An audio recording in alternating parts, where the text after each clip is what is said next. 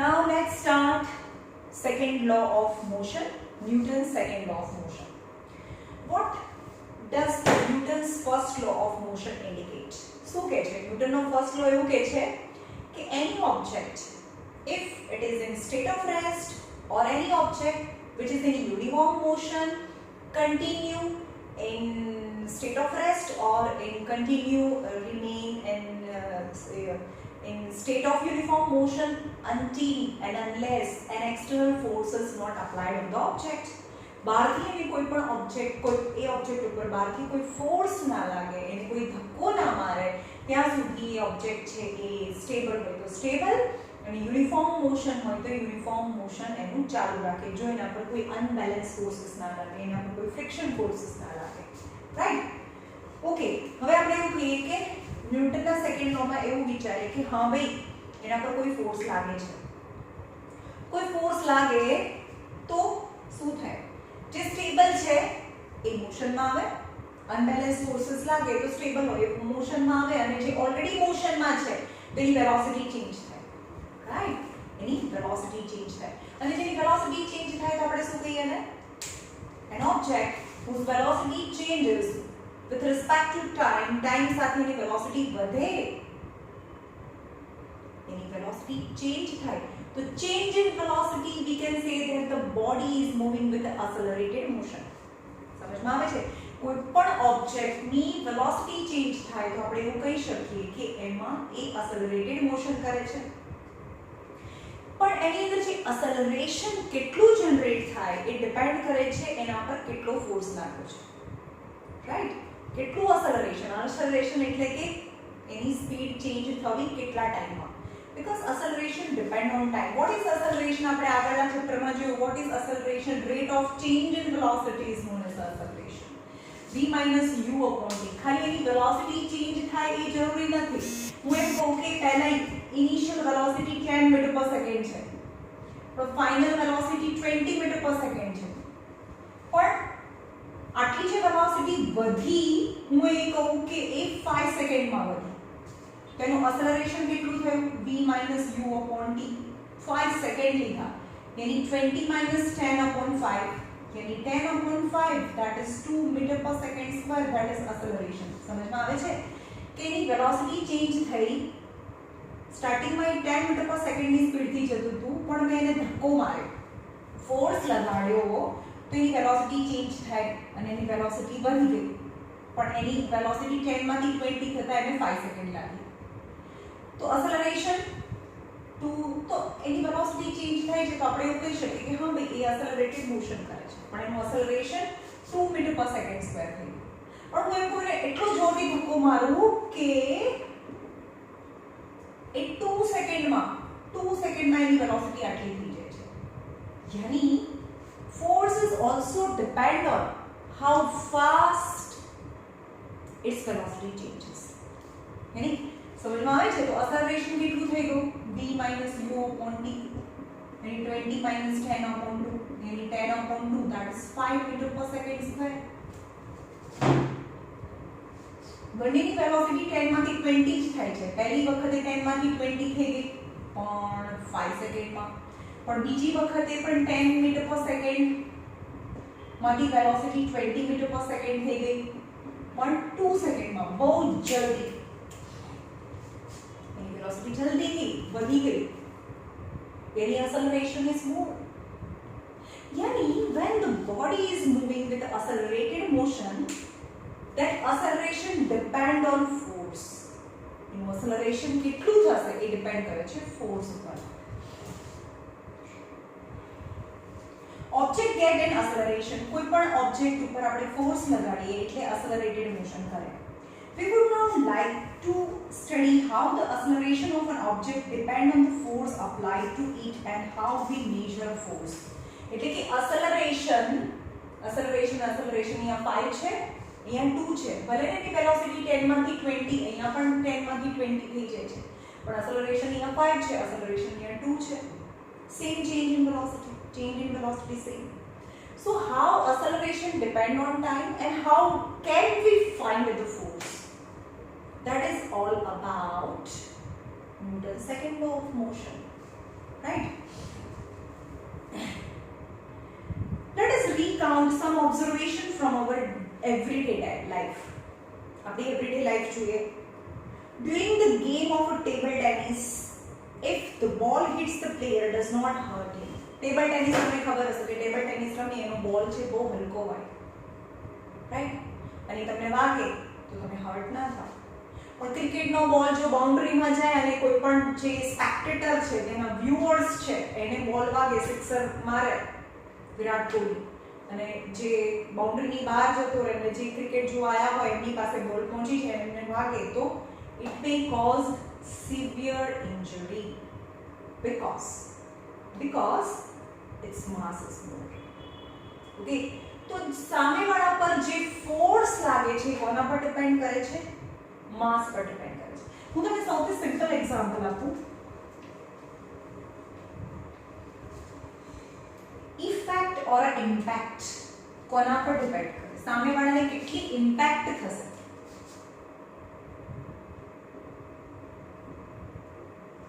સામેવાળાને કેટલું વધારે વાગશે એ કોના પર ડિપેન્ડ કરે? હું એક જ એક્ઝામ્પલ, એક જ વ્યક્તિના ઉપર એક્ઝામ્પલ આપીને બતાવું. ફોર એક્ઝામ્પલ, સામે કોઈ એક માણસ છે, એને હું નાનો પથ્થર મારું એટલી જ વેલોસિટીથી, નાનો પથ્થર મારું છું એટલી જ વેલોસિટીથી, અને બીજો બહુ મોટો પથ્થર મારું એટલી જ વેલોસિટીથી, same velocity, but the mass is more then impact is more. એને વધારે ઇમ્પેક્ટ થાય, એને વધારે વાગે. तो इम्पैक्ट कोना पर डिपेंड करे छे? मास पर डिपेंड करे छे. When the velocity is constant, मैं कीधुं तो first time with the stone, the mass of the stone is less, and second time the mass of stone is more, but both the time velocity is same. But the second case, હું એક gun છે, ગનની અંદરનું જે કારતૂસ હોય ને એ લઉં છું, ગનની અંદર નાખીને સામેવાળાને મારવાની ગોળી હોય એ, ઓકે, કારતૂસ. એ ગનની કારતૂસ છે હું મારા હાથમાં લઈને એને મારું, અને એ ગનની કારતૂસ છે ગનમાં નાખીને મારીએ. What is the difference? The same gun cartouche, the mass is same, but velocity is different. Velocity different છે એટલે કે બીજી વખતે જ્યારે ગનમાં નાખીને મારીએ ત્યારે વધારે ઇમ્પેક્ટ થાય. એ જ ગોળીને હાથથી મારું તો એ માણસ ના મરે. તો what is the difference in two experiment? પહેલા એક્સપેરિમેન્ટમાં શું કીધું હતું? Smaller stone and very larger stone, velocity same velocity, but the mass is more, the impact is more. Now in the second case, both the time that is the cartouche of the gun. But the first time I hit with my hand, the velocity is less and velocity is more. Second time I hit the person from the gun, cartouche from the gun, right? So velocity more, then the impact is more. The impact is depend on, तो આપણે એવું કહીએ કે impact is depend on the mass as well as velocity. Mass as well as velocity. તો હમણાં આપણે વાત કર્યું કે ટેબલ ટેનિસ રમતા હોય તો એટલી જ વેલોસિટીથી બોલ જાય, સામેવાળાને વાગે પણ એને મને અથડાય પણ એને ના વાગે. પણ ક્રિકેટનો બોલ પણ એટલી જ વેલોસિટીથી જાય અને કોઈને વાગી જાય તો you may severely injured because the mass is more. Both the cases velocity is same, right? હવે કોઈ ટ્રકની વાત કરીએ. Truck park besides the road, રોડની કોઈ બીજી સાઈડ પાર્ક કરેલો હોય ટ્રક તો કોઈ પ્રોબ્લેમ નથી, પણ વિથ લેસ્ટ વેલોસિટી, એની ઓછામાં ઓછી સ્પીડથી બી જતો હોય તો પણ કોઈ એક માણસને એ એક્સિડન્ટ થાય તો કોઈ માણસ મરી બી જાય. વાય? વેલોસિટી તો ઓછી છે, ધીમે ધીમે જાય છે, but the mass is more, right? પણ સાયકલ છે કદાચ સ્પીડમાં આવતી હોય તો કોઈ માણસ ના મરે. આપણે એમ કહીએ કે સાયકલ જોડે એક્સિડન્ટ થયું કે માણસ મરી ગયો, હાઉ ફની ઇટ ઇઝ, આપણે એવું કહીએ. કેમ? Steel the velocity is more. Velocity સાયકલની વધારે હોય તો પણ એટલી તો વધારે હોય નહીં કે ગન ગોળી, જે ગનમાંથી ગોળી છૂટે એટલી વધારે તો હોય નહીં ઇમ્પેક્ટ, રાઈટ? પણ એનું માસ ઓછું છે એટલે સામેવાળા માણસને એટલું ઇમ્પેક્ટ ના થાય. સમજમાં આવે છે? ઇમ્પેક્ટ, જેનું હમણાં હું એક નામ કહીશ કે ઇમ્પેક્ટને શું કહેવાય. The truck at rest does not require any attention when parked along a roadside. A truck when parked along a roadside does not require any, we do not pay any attention towards it. But moving truck, even at a speed as low as 5 meter per second, ખાલી 5 metre per second, 1 મીટરમાં 5 metre જ જાય, 1 સેકન્ડમાં 5 metre જાય, એટલી ધીમી સ્પીડથી જતો હોય. સમજમાં આવે છે? જેમ કે અહીંયાથી આપણે કોઈ પણ જગ્યાએ ટ્રાવેલ કરતા હોય તો આપણે કેટલી સ્પીડથી જતા હોઈએ? જનરલી હાઈવે ઉપર 80, 90, 100, 120 ની સ્પીડથી જતા હોઈએ. ઓડોમીટર ગાડીની અંદર બતાવે. 5 મીટર પર સેકન્ડની સ્પીડથી જતો ટ્રક પણ એક માણસને મારી શકે. May kill a person standing in its path. A small mass such as bullet, cartouche or a bullet of a gun, ગનની અંદરની જે બુલેટ છે, may kill a person. May kill a person. Though the mass is small. એટલું ઓછું માસ છે તો પણ એ માણસને મારી શકે. કેમ? હાથથી મારીએ એ બુલેટને તો એ માણસને કંઈ ના થાય. કેમ? કારણ કે હાથથી મારીએ તો એટલી વેલોસિટી જ નથી. Such a bullet may kill a person when fired from the gun. This observation suggests that the impact produced by the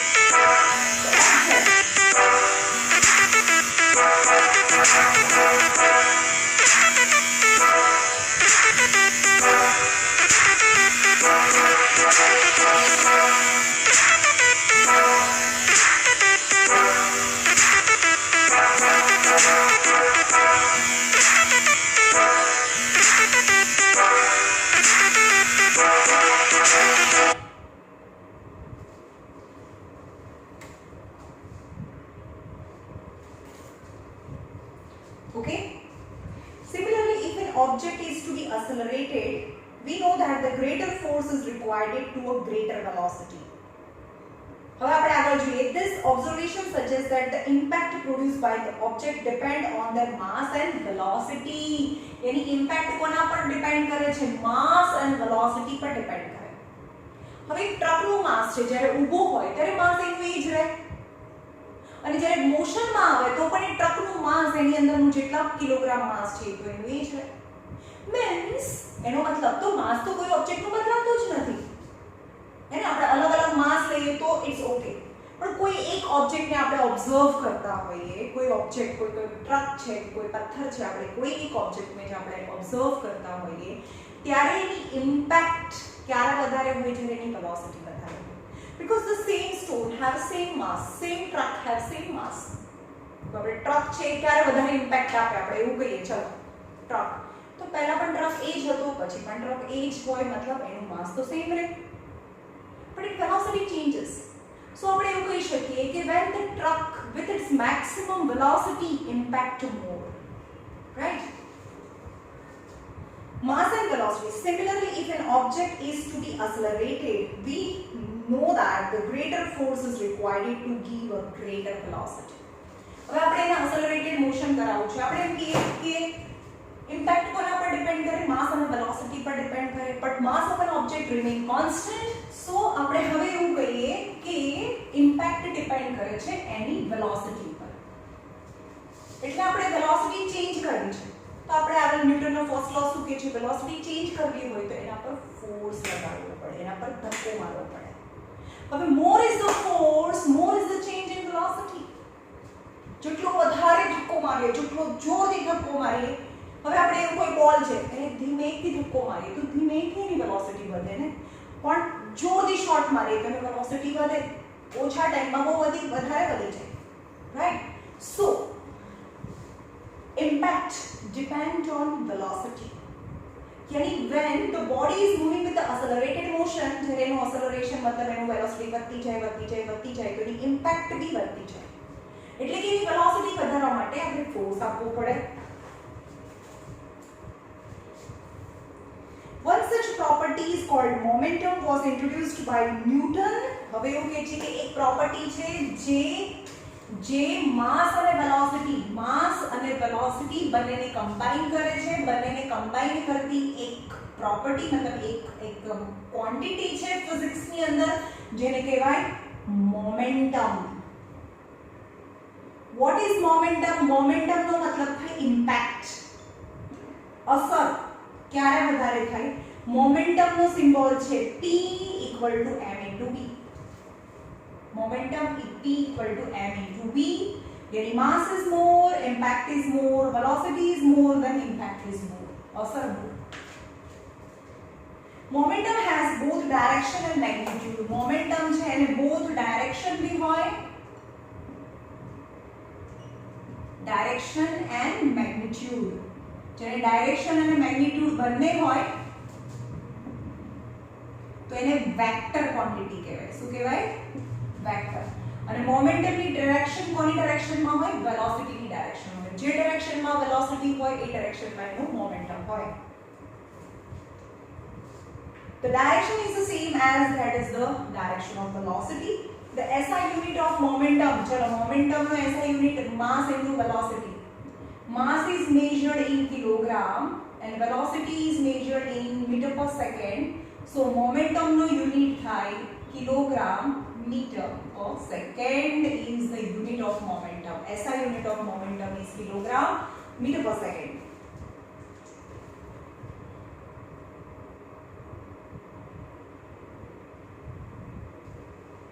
okay, હવે કોઈ પણ ઓબ્જેક્ટ છે એના પર ફોર્સ લગાડીએ, કોઈ પણ ઓબ્જેક્ટ પર આપણે ફોર્સ લગાડીએ તો શું થાય? એની વેલોસિટી વધે. એની વેલોસિટી વધેનો મતલબ શું થાય? મોમેન્ટમ ચેન્જ થયું. ફોર એક્ઝામ્પલ એક ઓબ્જેક્ટ છે,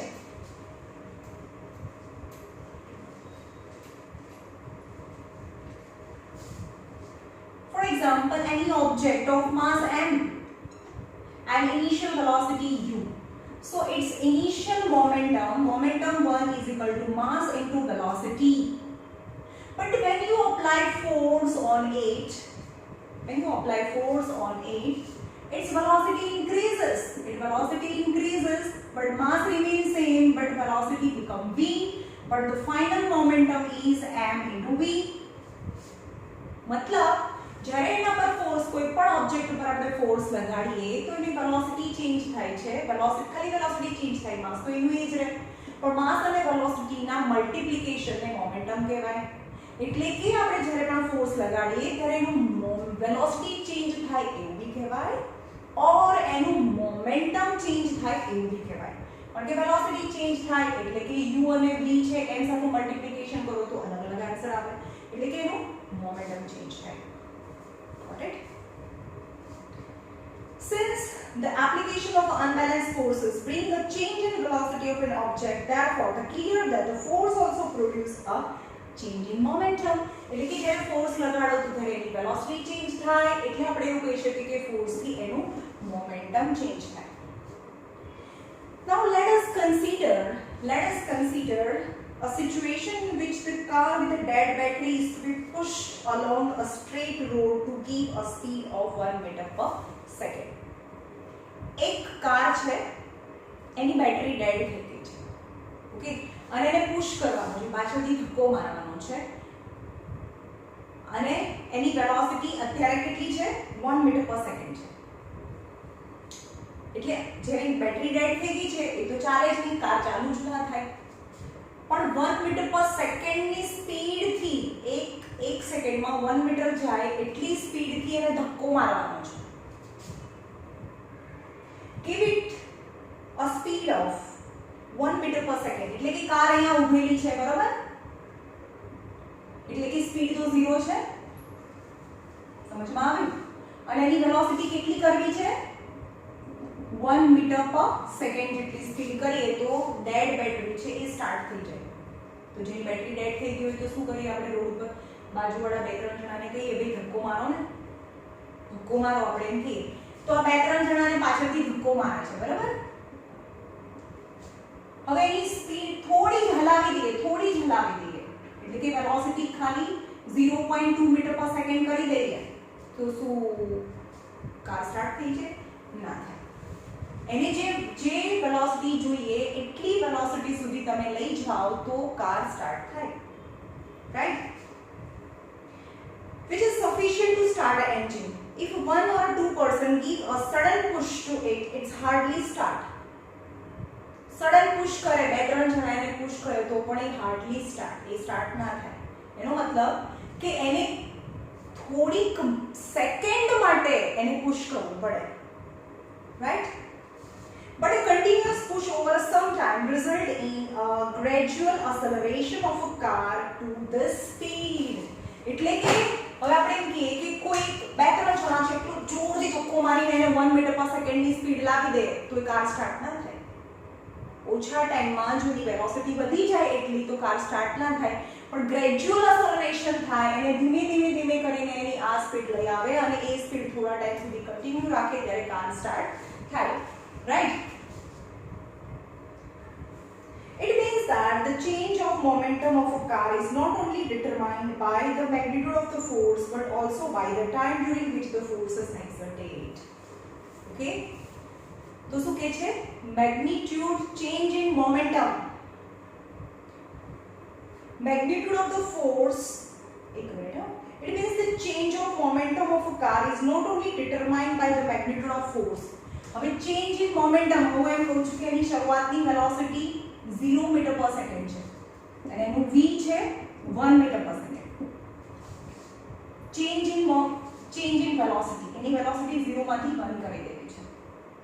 તો એ ખાલી ફોર્સ પર ડિપેન્ડ નથી કરતું, એ કેટલા ટાઈમમાં એની વેલોસિટી ચેન્જ થાય છે એના પર બી ડિપેન્ડ કરે છે.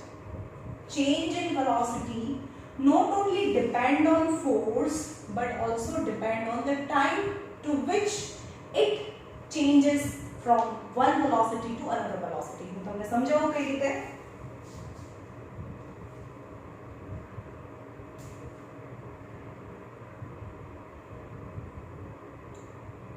It may then also be concluded that the force necessary to change the moment of an object depend on the time rate at which the momentum is changed. यानी force कोना पर depend करे છે? Force depend on time rate, એટલે કે એ time પર भी depend કરે છે which required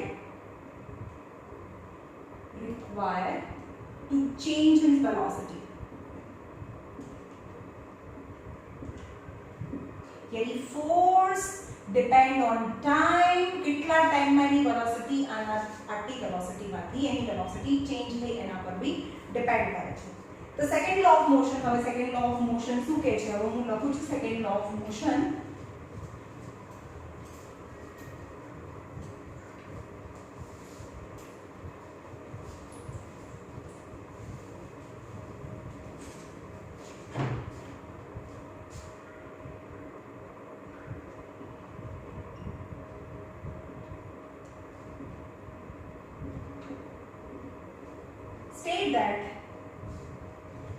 State that rate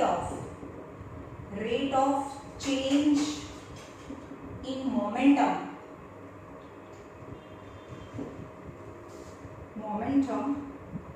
of an object is proportion to the applied unbalanced force. Okay, this is the second law of motion. એટલે કે rate એટલે time required to change in momentum is directly proportional to the force. એ હવે તમે ખાલી એમ કે હું સમજો કે ફોર્સ, તમે વિચારો કે ફોર્સ કોના પર ડિપેન્ડ કરે. ફોર એક્ઝામ્પલ, એક બોલ છે એને હું ધીમેથી ધક્કો મારું જે એકદમ રેસ્ટ છે u = 0 અને ધીમેથી ધક્કો મારું છું એટલે 10 સેકન્ડ પછી એની વેલોસિટી વધીને 20 મીટર પર સેકન્ડ થશે. ધીમેથી ધક્કો મારું છું, બરાબર? પણ એ જ બોલ છે u = 0, તો અહીંયા ફોર્સ કેટલો છે? ફોર્સ સપોઝ બહુ ઓછો છે, ફોર્સ છે 2 ન્યૂટન છે, પણ હું એક બહુ જોરથી ધક્કો મારું, એકદમ જોરથી 20 ન્યૂટન, તો 0 માંથી ખાલી 1 સેકન્ડમાં એની વેલોસિટી છે એટલે કે એની વેલોસિટી 0 માંથી 20 0 માંથી 20 થઈ જાય છે મતલબ not only change in velocity but a change કેટલા ટાઈમમાં થયું that is also important and then you can find the force. In force depend on rate on which its velocity changes. સમજમાં આવે છે? rate time important છે. હવે હું એમ કહું કે ધીમે ધીમે અહીંયા ચાલીને અહીંયા જઈએ તો કેટલો ફોર્સ લાગે પણ કોઈ જોરથી ધક્કો મારે તો હું જલ્દીથી જતી રહું ને એટલી વેલોસિટી મારી જલ્દીથી એક્વાયર થઈ જાય સો વેલોસિટી તો સેમ ચેન્જ થઈ ગઈ 0 માંથી 20 0 માંથી 20 but the forces depend on the time also more the time मतलब ઓછો ફોર્સ લગાડ્યો છે એટલે કે એટલી વેલોસિટી ગેઇન કરતા એને વધારે ટાઈમ લાગે પણ જોરથી સિક્સર મારી છે એટલે એની વેલોસિટી તરત જ ચેન્જ થઈ જાય છે more is the force more is the change rate of change right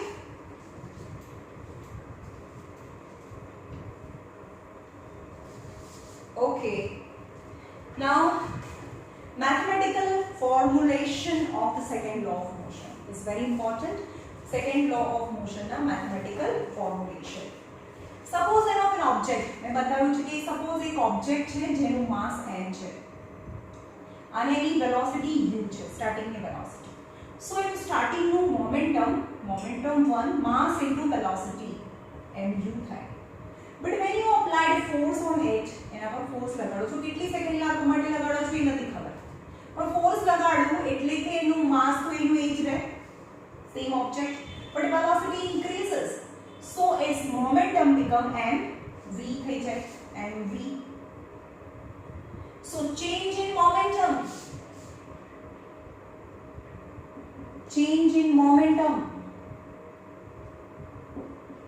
શું થાય p2 minus p1 change in momentum નો મતલબ change p2 minus p1 meaning mv minus mu પણ આપણે એમ કે force કોને કહેવાય force the rate of change of momentum આપણે હવે અહીંયા rate of change of momentum કહીએ rate of change of momentum rate નો મતલબ થાય time એટલે કે mv minus mu upon t થાય ખાલી change in momentum that is the rate in change in momentum but the rate in change in momentum is known as force તો આપણે તેને force કહીએ છીએ rate in change in momentum is force so यहाँ m common કરી લઈએ v minus u upon t so f is directly proportional to mass પણ આગળના ચેપ્ટરમાં આપણને ખબર છે rate of change in velocity v minus u upon t that is known as acceleration આગળના chapter પરથી ઓકે હવે તમે 10th સ્ટાન્ડર્ડમાં આવશો જ્યારે પણ અહીંયા પ્રોપોર્શનાલિટીની સાઇન આપેલી હોય અને એને તમારે રિમૂવ કરવી હોય તો કોઈ કોન્સ્ટન્ટ k મૂકવો પડે સો k equal to ma k equal to ma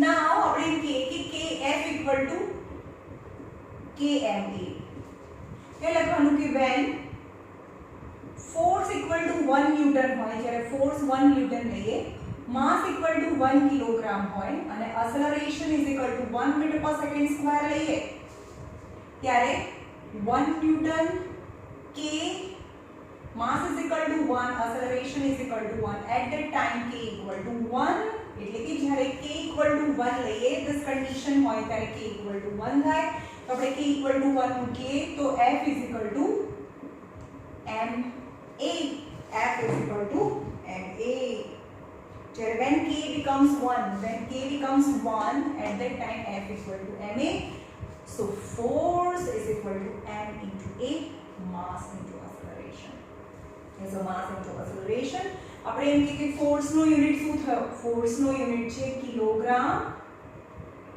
acceleration metre पर सेकंड स्क्वायर और न्यूटन साइड पे આપે છે ને ન્યૂટન્સ લો એટલે કે ન્યૂટને પોતાના નામ ઉપરથી ફોર્સને યુનિટ આપ્યો છે. That's why the capital letter લખવાનું newton and for newton. N ફોર્સના બે યુનિટ છે kilogram metre per second square or newton. So the second law of motion gives the value of force.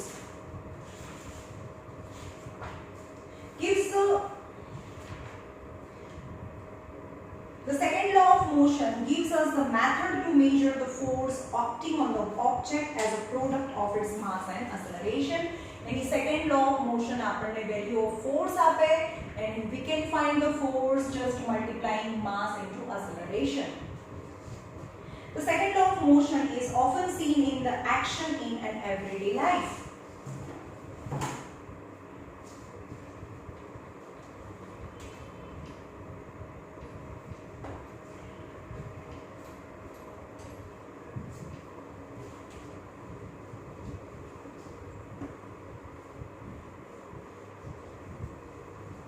જો તમને સમજાવું, F equal to ma,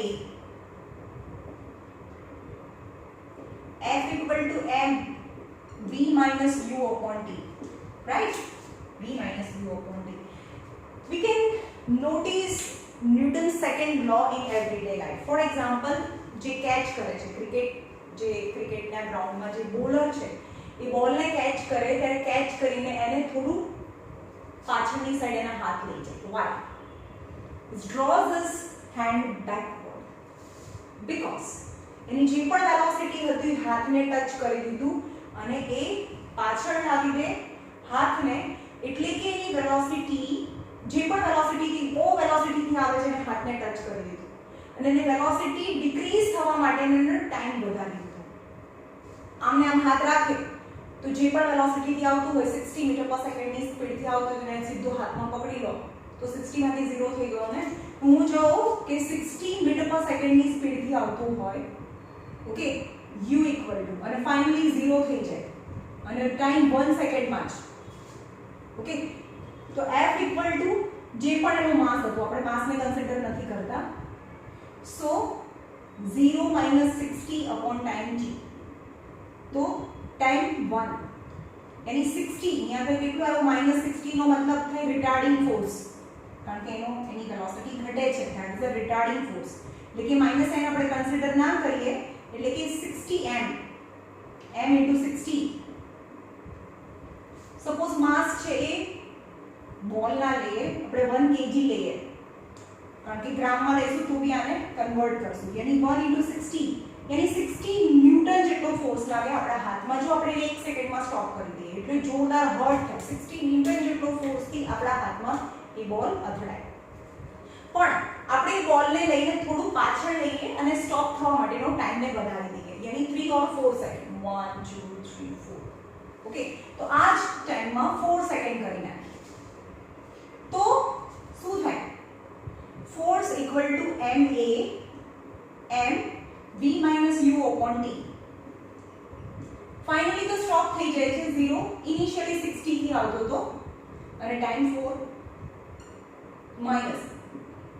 minus 15 यानी retarding force 15 m, પણ m is 1 यानी 15 newton. સમજમાં આવે છે? જો તમે એક જ સેકન્ડમાં તરત જ ત્યાં હાથ રાખીને બંધ કરી દો તો તમારા હાથ પર વધારે ફોર્સ લાગે, because the change in momentum in lesser time. Change in momentum in lesser time means more the force. તો તમારા હાથ ઉપર ફોર્સ વધારે લાગે, પણ એને સ્ટોપ કરવા માટેનો તમે ટાઈમ વધારી દો તો મતલબ શું ઓછું થયું? મતલબ એક્સેલરેશન ઓછું થયું. અને એક્સેલરેશન ઓછું થાય તો that is the product of forces mass into acceleration, and acceleration decrease. Why acceleration decrease? Because I take more time to change in velocity. Change in velocity કરવા માટેનો ટાઈમ વધી જાય તો acceleration decrease થઈ જાય, અને acceleration અને mass નું જે પ્રોડક્ટ છે એને force કહેવાય. So force is less, right? So જ્યારે પણ બોલર છે એનું બોલને કેચ કરે ત્યારે એના હાથને પાછળ લઈ જાય છે. why? તમને ક્વેશ્ચન પૂછે why?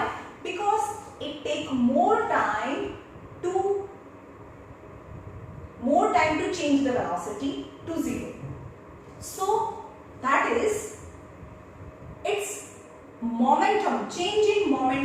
મોમેન્ટમ ચેન્જ થવા માટેનો શું થઈ ગયો ટાઈમ વધી ગયો. so does the force decreases on the hand. હાથ ઉપર જે ફોર્સ લાગે એ ઓછું લાગે એટલે કે જે કેચ કરે છે એને હર્ટ ના થાય. જો હું એને વાંચીને સમજાવું છું. The second law of motion is often seen in the action of your everyday life. Have you noticed that તમે બી ટેક્સ્ટ બુકમાં રીડ કરજો. Have you noticed that while catching the fast moving cricket ball, a fielder in the ground gradually pulls his hand backward with the moving ball. જે fast moving બોલ છે એને catch હાથમાં catch કરીને એનો હાથ છે પાછળ લઈ જાય છે. In doing so, the fielder increases the time during which the high velocity of the moving ball decreases to zero. આવું કરવાથી શું કરે જે ફિલ્ડર છે એને હાઈ વેલોસિટી વાળા બોલને ઝીરો વેલોસિટીમાં લઈ જાય. ફાઇનલી તો ઝીરો થઈ જાય, ઉપર પકડો કે નીચે પકડો, પણ એને હાઈ વેલોસિટી ટુ ઝીરો કરવા માટેનો ટાઈમ ડ્યુરેશન એને લઈ લીધો. And therefore impact मतलब momentum. Impact of catching the fast moving ball is reduced. અને impact ને આપણે કહીએ impact ની combined effect ને આપણે force ની કહીએ. If the ball is stopped suddenly suddenly stop થઈ જાય 1 સેકન્ડમાં, ત્યાં ને ત્યાં જ 1 સેકન્ડમાં. So the acceleration more any force is more. If the ball is stopped suddenly, then its high velocity decreases to zero in very short interval of a time. Hence, the rate of change of momentum will be large. Rate of change of momentum will be large, and rate of change of momentum. Newton's second law is the rate of change of momentum is force. Rate here I rate in starting માં લખ્યું. The rate of change of momentum is directly proportional to the applied imbalance forces. એટલે કે જો એ ઓછા ટાઈમમાં stop થઈ જાય તો એનો rate of change in momentum is more, અને rate of change of momentum મતલબ ફોર્સ ઇઝ મોર, અને ફોર્સ હાથ પર વધારે લાગે તો વધારે ઇન્જર્ડ થાય. Therefore a large force would have to be applied for holding the catch. They may hurt the palm of the fielder. એટલે કે તરત જ ત્યાંને ત્યાં કેચ કરી લે તો એના જે પામ છે એના પર વધારે હર્ટ થાય. In high jump athletes event, the athletes are made to fall easier on the cushion pad or in the sand bed. એટલે હાઈ જમ્પિંગ કરે તમે જોયું હશે ટીવી ની અંદર.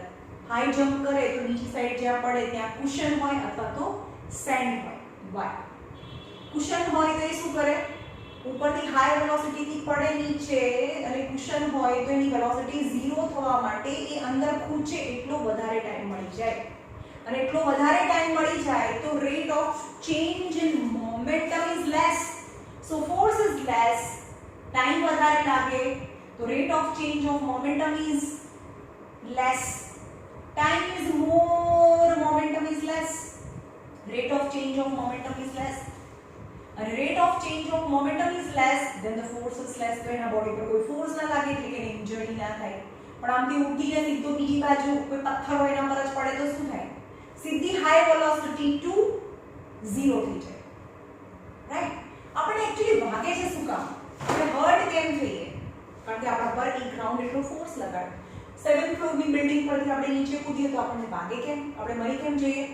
કારણ કે ગ્રાઉન્ડ આપણને એટલું જોરથી આપણા પર ફોર્સ લગાડે કે એ ફોર્સથી આપણા બોડી ઇન્જર્ડ થઈ જાય. રાઈટ?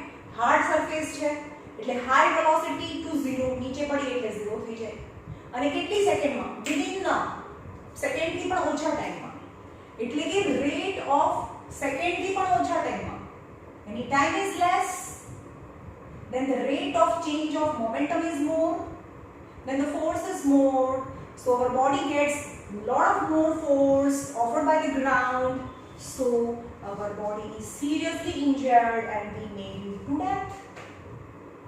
પણ ઉપરથી પડીએ અને નીચે બહુ બધા કુશન્સ, એકદમ સોફ્ટ કુશન્સ મૂકેલા છે, એકદમ સોફ્ટ, તો ઉપરથી નીચે પડીએ, સોફ્ટ કુશનની અંદર જઈએ અને આપણે અંદર સુધી ખૂંચી જઈએ અને પછી સ્ટોપ થઈ જાય, અને એ બાઉન્સીસ બેક બી થાય આપણને, પછી ફરીથી મતલબ બહુ અંદર વાળે જઈને સ્ટોપ થઈ જાય. That is the time duration. Rate of change in momentum. પહેલા તો આપણે ટાઈમ વધારે લીધો એટલે rate of change of momentum is less. Time is more, rate of change of momentum is less, then the force is less, so our body of that cushion offered less force on our body, hence we might not injure. समझ में આવ્યું?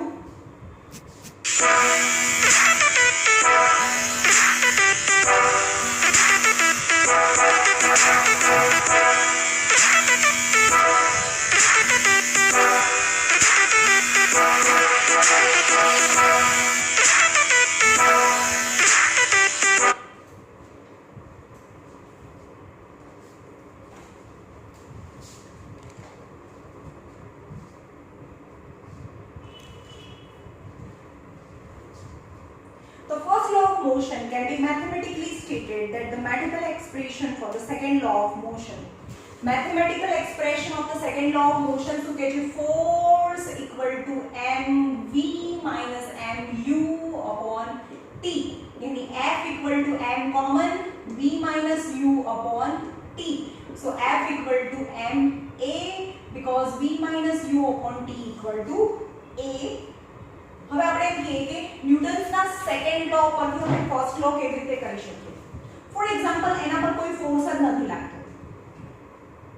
એના પર કોઈ force ના લાગે તો શું થાય? આમાં લાગે F equal to mv minus mu upon t. એના પર કોઈ ફોર્સ જ નથી લાગતો, પછી કેટલા ટાઈમ સુધી નથી લાગતો એ તો જોવાનું જ ન હોય. સો mv minus mu upon t. હવે t 0 equal to mv minus mu. So mv equal to mu. So mm cancel, so v equal to u.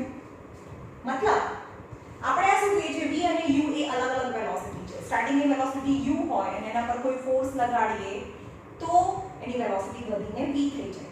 પણ આપણે એમ કહીએ કે જ્યારે એના પર કોઈ ફોર્સ જ ના લાગે તો સ્ટાર્ટિંગમાં પણ u, v પણ u અને પછી પણ u. मतलब કે જ્યારે એના પર કોઈ એક્સટર્નલ ફોર્સ ના લાગે, ફોર્સ 0 હોય ત્યારે v equal to u means the body continue moving with its uniform velocity.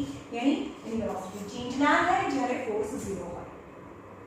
પણ આપણે એમ કહીએ કે એની વેલોસિટી સ્ટાર્ટિંગમાં 0 છે, તો v પણ 0 થઈ જાય, તો પછી પણ 0 રહે કારણ કે v અને u તો સરખા છે. એટલે કે Newton's second law of motion, ન્યૂટનના સેકન્ડ લો ઓફ મોશન પરથી આપણે ન્યૂટનનો ફર્સ્ટ લો ઓફ મોશન પણ એક્સપ્લેન કરી શકીએ. આ એનો ફોર્મ્યુલા છે, પણ એમ કહે છે કે જ્યાં સુધી બહાર એના પર કોઈ એક્સટર્નલ ફોર્સ ના લાગે તો એની વેલોસિટી ચેન્જ ના થાય, એટલે કે એની યુનિફોર્મ વેલોસિટી ચાલુ રાખે. અને જો આપણે ઇનિશિયલ વેલોસિટી 0 હોય તો ફાઇનલ બી 0 થાય, એટલે કે પછી અને પહેલા પણ એ 0 નું 0 જ રહે. Means in the absence of any external force, the object which is stable remains stable forever, and object which is moving with a uniform velocity continue its velocity forever.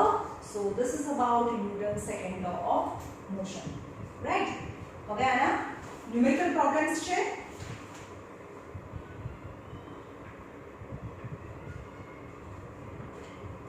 હવે ન્યુમેરિકલ પ્રોબ્લેમ અને Newton's third law of motion એ આપણે સાથે કરીશું કારણ કે third law of motion બહુ જ નાનો છે. એટલે કે ન્યૂટન્સ સેકન્ડ લો ઓફ મોશનના numerical problem and Newton's third law of motion. પછી કન્ઝર્વેશન ઓફ મોમેન્ટમ અને આમાં બહુ જ બધા ન્યુમેરિકલ પ્રોબ્લેમ્સ છે. એની exercise also still 2 to 3 lectures જશે આની અંદર કારણ કે એક્સરસાઇઝમાં પણ બહુ બધા ન્યુમેરિકલ પ્રોબ્લેમ્સ છે. ઓકે, ચલો.